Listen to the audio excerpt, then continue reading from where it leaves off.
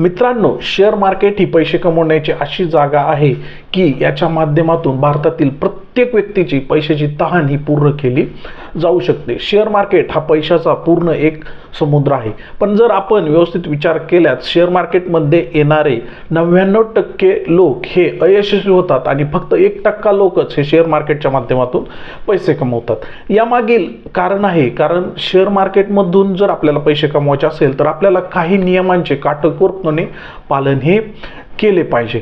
त्यातील पहिला नियम म्हणजे आपले पैसे गुंतवण्यात असणारे सातत्य म्हणजेच कन्सिस्टन्सी, आणि दुसरा नियम म्हणजे आपल्याकडे लागणारे पेशन्स।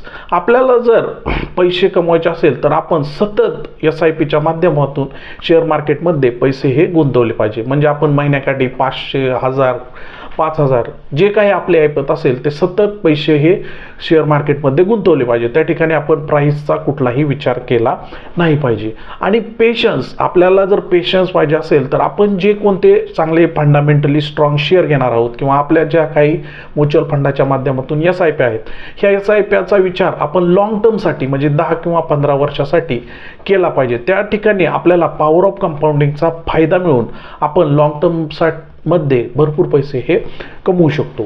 या दोन नियमांचे तुम्ही व्यवस्थित पालन केले तर शेअर मार्केटमध्ये कोणीही व्यक्ती पैसे हा कमवू शकतो।